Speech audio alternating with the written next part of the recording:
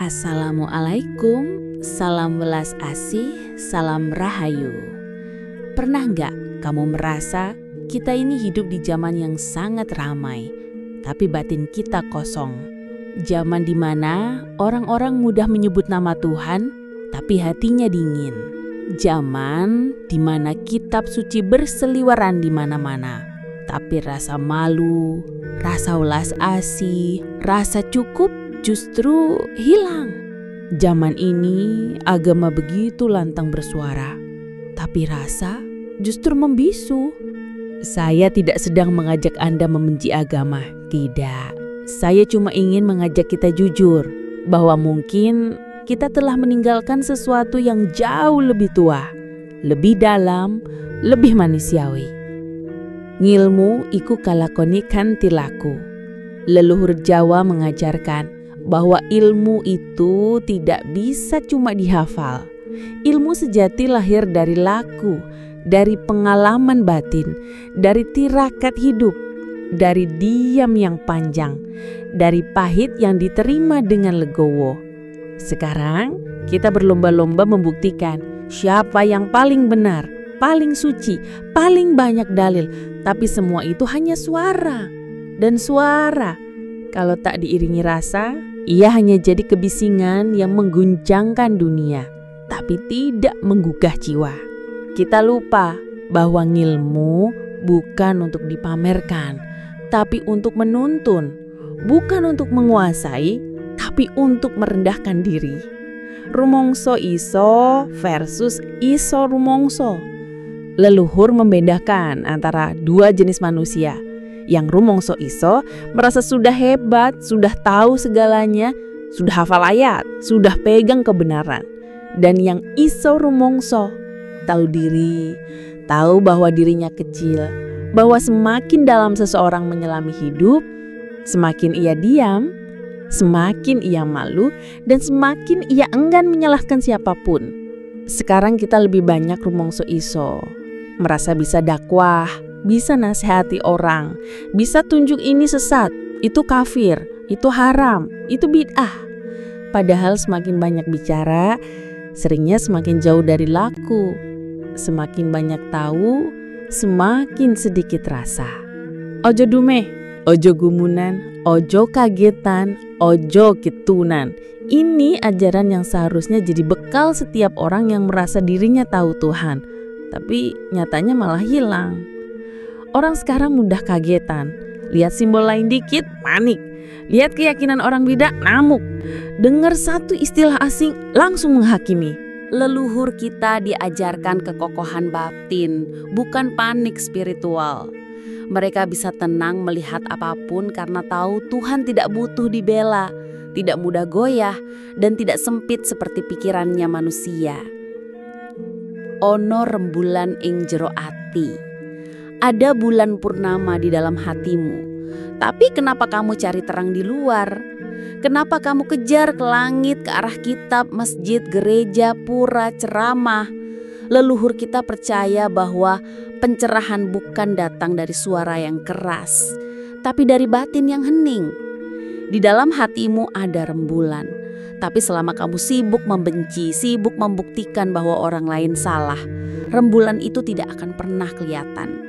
Yang ada cuma gelap. Gelap yang kamu ciptakan sendiri karena keras kepala.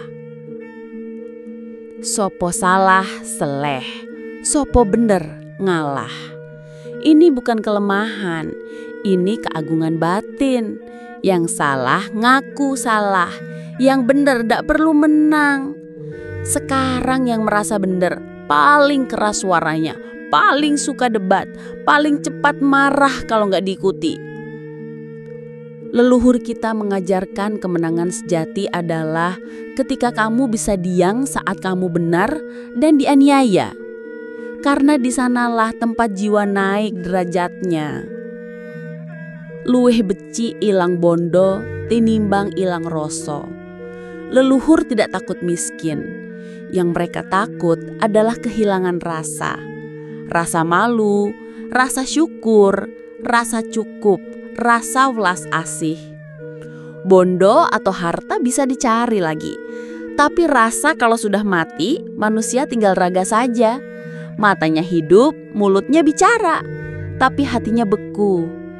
Itulah yang sekarang banyak kita lihat. Orang banyak bicara agama, tapi hatinya dingin. Orang rajin beribadah, tapi kikir. Orang teriak syariat, tapi tidak tahu adab. Coba kamu lihat wajah orang-orang zaman sekarang. Banyak yang pakai atribut keimanan, tapi tatapan matanya kosong. Ada yang rajin ngaji, tapi wajahnya penuh kemarahan. Ada yang taat berdoa, tapi lidahnya mudah mencaci. Kenapa bisa begitu? Karena kita kehilangan rasa. Kita diseret terlalu jauh oleh simbol, tapi lupa menyentuh getaran batin yang sejati. Ilmu tanpa rasa, ibarat pedang tanpa dagang, tajam tapi membahayakan. Dan saya ingat satu wejangan simbah dulu waktu saya masih kecil. Beliau bilang begini, "Nak, sing eleng iku dudu sing rame. Sing eleng iku sing meneng tapi ngerti. Ora sumbar tapi ngelakoni. Yang eling itu bukan yang paling ribut, tapi yang menunduk. Yang diam tapi batinnya nyala." Saya merenung, jangan-jangan kita ini bukan lagi sedang mencari Tuhan, tapi sedang mencari pembenaran buat diri kita sendiri. Kita kumpulkan dalil, kita hafal ayat, bukan untuk membimbing orang lain, tapi untuk merasa paling hebat. Dan kalau itu benar, berarti kita telah menukar Tuhan dengan ego. Padahal leluhur kita tidak pernah memaksakan satu jalan. Mereka ajarkan jalan tengah, bukan jalan merasa paling suci. Mereka ajarkan tapa, tirakat, lelaku batin, bukan berlomba jadi juru selamat. Karena mereka tahu bahwa keselamatan sejati bukan di luar. Keselamatan itu ada saat kamu ngerti kapan diam, kapan mengalah, kapan cukup. Dan kalau kamu masih ragu, saya tanya satu hal. Pilih mana? Orang yang hafal kitab tapi suka menyakiti? Atau orang tua di kampung yang tak bisa baca tapi hidupnya penuh ulas asih? Pilih mana? Yang rajin berdebat tapi tak pernah membantu? Atau yang tak pernah ceramah tapi diam-diam memberi makan tetangganya? Karena saya percaya, ono rembulan inyo rohati. Tiap manusia punya cahayanya sendiri. Tinggal apakah dia mau menyalakan teburan itu atau malah menutupinya dengan debu kesombongan dan suara yang keras. Kalau kamu selama ini merasa gelisah, merasa hampa, meski kamu sudah taat ibadah, mungkin itu tanda bahwa kamu belum menyentuh akar jiwamu. Dan bisa jadi akar itu ada di ajaran leluhurmu sendiri. Ajaran yang tidak ditulis di kitab, tapi ditanam di sawah, di semilir angin sore, di nasihat bapak yang jarang bicara, di tangis diam seorang ibu, di tubuhmu sendiri yang terus merindukan pulang. Pernah gak kamu merasa sekalipun kamu punya banyak ilmu, banyak pengetahuan, tapi batinmu tetap sepi? Seolah ada yang hilang. Seolah kamu belajar banyak hal, tapi tak pernah merasa penuh. Saya pernah di titik itu.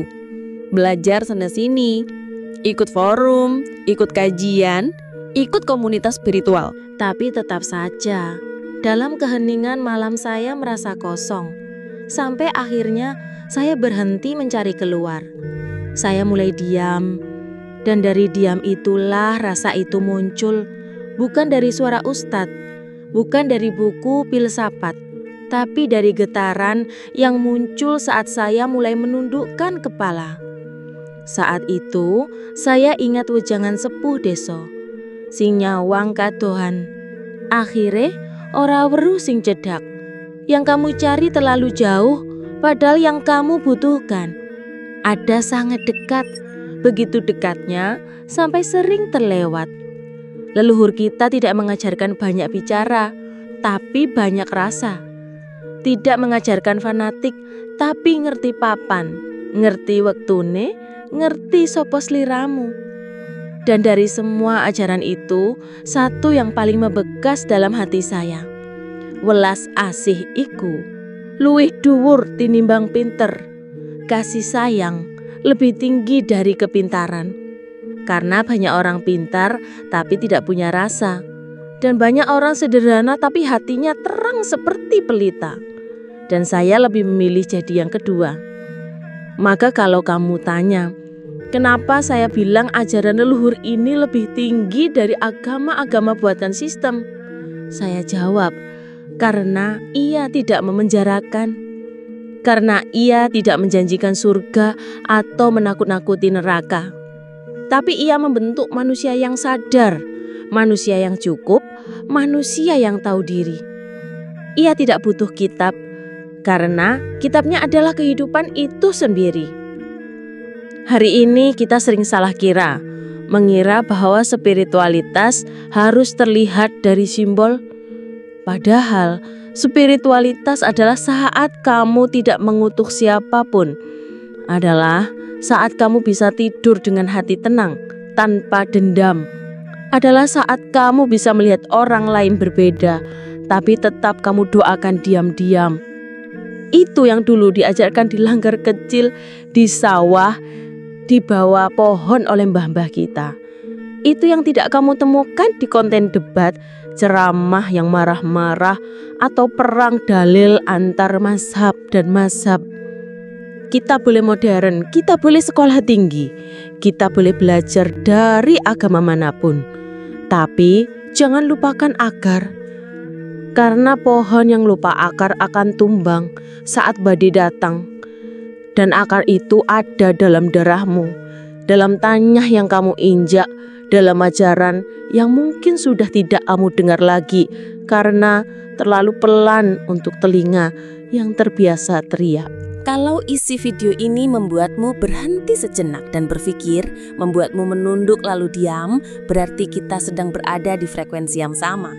Silahkan dukung konten seperti ini dengan klik tombol super thanks, klik like dan share video ini agar suara dari akar ini tidak hilang dan terus berkumandang. Agar kita semua bisa terus saling mengingatkan bahwa menjadi manusia lebih penting dari sekedar menjadi umat.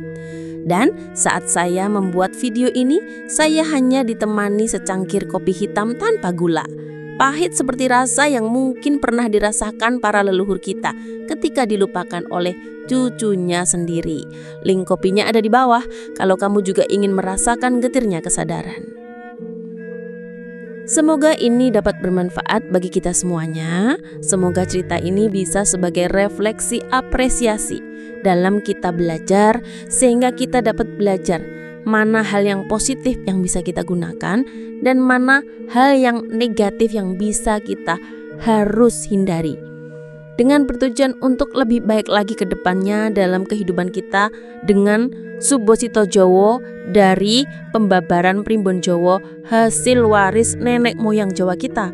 Semoga dapat bermanfaat buat kita semua dan saya doakan panjenengan semua berkelimpahan rezeki serta sehat dan panjang umur. Amin ya rabbal alamin.